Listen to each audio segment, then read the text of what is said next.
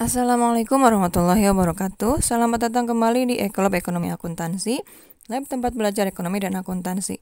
Nah, pada video kali ini saya akan membahas tentang sistem pencatatan persediaan dalam perusahaan dagang. Nah, setelah di video sebelumnya kita sudah mempelajari tentang akun-akun apa saja yang ada dalam perusahaan dagang. Nah, setelah itu kita akan mempelajari tentang bagaimana mencatat transaksi ke dalam jurnal khusus. Nah, tapi sebelum mencatat ke dalam jurnal khusus, nah kita juga harus tahu dulu sistem apa yang dipakai pada proses pencatatan jurnalnya. Nah, dalam perusahaan dagang terdapat dua jenis sistem pencatatan persediaan. Yang pertama, sistem periodik. Sistem periodik. Nah, sistem periodik ini adalah sistem pencatatan persediaan ingat ya, di perusahaan dagang kan ada persediaan barang dagangan. Nah, sistem pencatatannya untuk persediaan barang dagangan itu, jika menggunakan sistem periodik, ini artinya apa? Ini artinya perusahaan mencatat transaksi mutasi pembelian barang dagangan ya ke dalam akun pembelian. Nah, akun yang dipakainya itu adalah pembelian. Jadi setiap membeli barang dagangan, akun yang dipakainya adalah pembelian. Kalau menggunakan sistem periodik. Nah, akun pembelian ini apa? Akun yang merupakan akun sementara dan harus dilakukan pengecekan fisik terhadap persediaan di akhir periode atau biasa disebut dengan stock of name. Nah, ini ciri khasnya untuk sistem periodik. Jadi ada stock of name. Apa itu stock of name? Stock of name itu adalah pengecekan fisik ya barang dagangan di akhir periode. Jadi kita kalau mau membuat laporan keuangan, mau tutup buku, nah sebelum tutup buku itu akan dihitung dulu jumlah fisik dari barang dagangan kita yang ada di gudang atau yang ada di toko. Gitu. Jadi tinggal berapa lagi. Gunanya untuk apa stock of name ini? Gunanya stock of name ini adalah untuk mengetahui harga pokok penjualan barang kita. Gitu. Jadi kalau sistem periodik per periode akuntansi atau misalnya per bulan mau bikin laporan. Jadi dihitung dulu sisa barangnya berapa. Nah, baru diketahui nanti harga pokok penjualnya. Itu adalah sistem periodik. Nah, yang kedua ada sistem perpetual. Sistem perpetual ini adalah setiap kali terjadi mutasi persediaan barang, mutasi itu bisa berarti pembelian. Kalau sistem perpetual ini setiap kali terjadi mutasi persediaan barang ini akan dicatat. Gitu. Ya, harga pokoknya berapa gitu, harga modalnya berapa.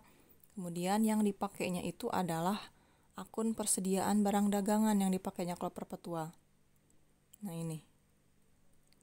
Jadi, akun yang dipakainya ketika mencatat pembelian barang dagangan itu langsung dimasukkan ke dalam akun persediaan barang dagangan. Jadi, bedanya itu kalau tadi di periodik ini menggunakan akun pembelian, sedangkan di perpetual menggunakan akun persediaan barang dagangan. Gitu. Contohnya apa? Mutasi dari persediaan barang ini. Misalnya pembelian barang, penjualan, retur pembelian, retur penjualan, potongan pembelian, dan beban angkut. Nah, dalam sistem ini tidak perlu menggunakan stock of name karena setiap membeli barang atau setiap menjual barang akan langsung diketahui harga pokoknya berapa. Gitu. Ini sistem perpetual. Nah, dua sistem ini nanti yang akan menentukan pencatatan jurnalnya seperti apa gitu. Apakah menggunakan pembelian akunnya ataukah menggunakan persediaan barang. Gitu. Jadi perbedaannya di sana sih sebenarnya periodik sama perpetual ini. Setiap pembeli barang, kalau sistem periodik yang dipakainya adalah akun pembelian. Sedangkan sistem perpetual, akun yang dipakainya adalah persediaan barang. Dan bedanya nanti kelihatan di contoh soal. Nah, berikut contoh soalnya. Pada tanggal 1 Juli 2020, dibeli barang dagangan pada toko Nana sebesar 2 juta dengan syarat 3/10/30. Ini tahu artinya apa ini syarat ini? Ini artinya dibacanya dari belakang dulu ya. N/30 itu artinya pembayaran dilakukan paling lambat 30 hari setelah transaksi. Apabila dibayar dalam jangka waktu 10 hari atau kurang, akan mendapat potongan sebesar 3%. Gitu ya. Nah, yang kedua, pada tanggal 2 Juli 2020 dijual barang dagangan pada toko ABC sebesar 1 juta dengan syarat EOM. Nah, berarti ini dua-duanya adalah pembelian dan penjualan secara kredit. Nah, kalau dicatat sebagai sistem periodik, pakai sistem periodik, nah pada tanggal 1 Juli ini, pada saat membeli barang ya secara kredit ini, perusahaan akan mencatatnya pada akun pembelian. Nah, ini nih. Pada akun pembelian. Jadi debitnya pembelian, kreditnya utang dagang. Gitu. Ya, karena kan secara kredit berarti kreditnya utang dagang. Nah, jika pada tanggal 2-nya dijual pada toko ABC sebesar 1 juta, nah ini langsung saja pi utang dagang dan penjualan. Gitu. Pi utang dagangnya bertambah karena dijualnya secara kredit dan penjualannya juga bertambah sebesar 1 juta. Udah gitu aja. Jadi, bedanya dengan perusahaan jasa pada saat membeli barang gitu kan, kalau di perusahaan jasa ketika membeli peralatan kan nggak ada barang dagangan, mungkin membelinya peralatan sebagainya, jadi peralatan sama utang dagang gitu, jadi nggak ada istilah pembelian. Nah, kalau di perusahaan dagang, jika yang dibelinya adalah barang dagangan nih, yang dibelinya barang dagangan, berarti akun yang pakainya adalah pembelian gitu. Tapi kalau yang dibelinya peralatan, misalnya peralatan kantor, kendaraan, sebagainya, tetap di sininya kendaraan atau peralatan gitu. Jadi akun pembelian ini hanya dipakai untuk ketika membeli barang dagangan gitu. Namanya pembelian akun yang dipakainya. Tuh. Kemudian yang kedua tadi, dijual 1 juta dengan syarat. Nah, berarti ini piutang dagang dan penjualan gitu. Kalau di perusahaan jasa kan biasanya pakainya bukan penjualan tapi pendapatan gitu, pendapatan jasa. Nah, diganti kalau di perusahaan dagang namanya penjualan gitu. Jadi ganti dari nama akun pendapatan itu adalah penjualan, pendapatan jasa. Tapi kalau pendapatan lain-lain misalnya pendapatan bunga itu tetap pendapatan bunga. Jadi penjualan ini dipakai untuk menjual barang dagangan, namanya penjualan gitu. Selanjutnya yang kedua adalah sistem perpetual. Sistem perpetual. Nah, kalau sistem perpetual ini tadi akun yang dipakainya adalah persediaan barang dagangan. Sebagai contoh, nah soal yang sama yang tadi ini, kita catat memakai sistem perpetual. Maka jurnal yang dibuatnya adalah seperti ini.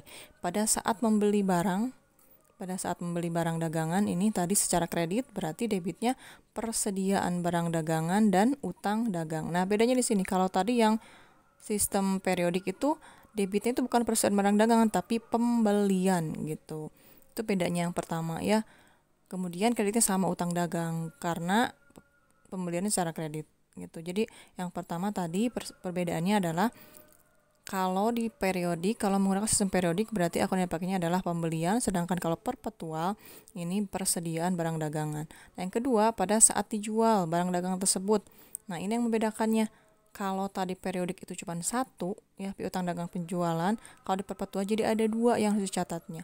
Yang pertama mencatat piutangnya, yang kedua mencatat HPP-nya gitu. Nah, yang harus diketahui HPP-nya berapa. Maka di sini lihat beban pokok penjualan untuk transaksi ini adalah 900.000.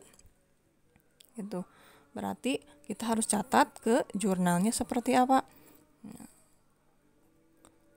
Nah, jurnalnya itu piutang harga pokok penjualan debit, persediaan barang dagangan kredit 900.000. Jadi ada tambahannya ini. Itu perbedaan yang kedua. Jadi kalau di periodik itu cuman mencatat piutang saja sama penjualan, harga pokoknya nanti diketahuinya pada saat stock of name di akhir periode ketika mau tutup buku gitu. Ini harga pokok penjualan itu berarti harga modalnya ya, harga dasarnya. Jadi si barang yang 1 juta ini ya, si barang yang 1 juta ini itu modalnya itu harga dasar 900 gitu. Harga modalnya 900 dijualnya 1 juta gitu. Nah, coba kita selesaikan soal berikut nih. Pada tanggal 5 April 2020, Toko Rima menerima kembali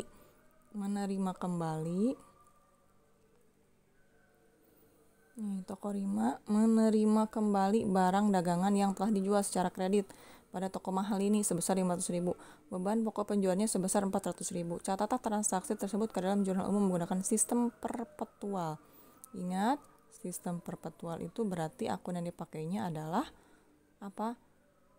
Adalah persediaan barang dagangan. Nah, berarti kita mencatatnya bagaimana jurnalnya? Berarti pada saat menerima kembali itu kan berarti artinya retur ya. Retur apa? Retur penjualan karena ini yang telah dijual. Nah, yang telah dijual berarti retur penjualan. tanggal 5 bulan 4 2020. Jurnalnya itu pada saat retur, berarti debitnya adalah retur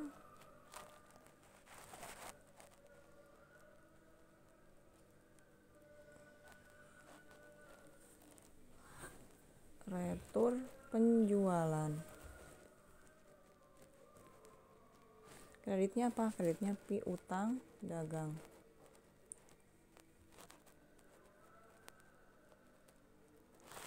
Sebesar 500.000. Kenapa ini piutang dagangnya dikredit ya? Kenapa dikredit? Karena ini kan menjualnya secara kredit. Berarti kan piutangnya jadi berkurang gitu, karena dibalikin lagi berarti piutang dagang kita terhadap toko mahal ini berarti berkurang, makanya piutang dagangnya berkurang dan pasangannya adalah retur penjualan. Nah, karena ini menggunakan sistem perpetual, berarti ada satu lagi yang harus dicatat, yaitu adalah persediaan barang dagangannya bertambah atau berkurang. Bertambah lagi ya, persediaan barang dagangan debitnya kan udah kita jual 500.000 kan ya, harganya itu adalah 400.000, berarti persediaan barang dagangan kita berkurang kan karena dijual. Tapi sekarang dibalikin lagi, berarti persediaan barang dagangan kita bertambah lagi, maka bertambah berarti di sebelah debit 400.000. Kreditnya apa? Kreditnya adalah harga pokok penjualan. Nah, demikian penjelasan mengenai sistem pencatatan persediaan barang dagangan pada perusahaan dagang. Jadi ada 2 sistem yang dipakai ya, sistem periodik ya, sama sistem perpetual. Demikian pembahasan materi kali ini, semoga bermanfaat. Wassalamualaikum warahmatullahi wabarakatuh.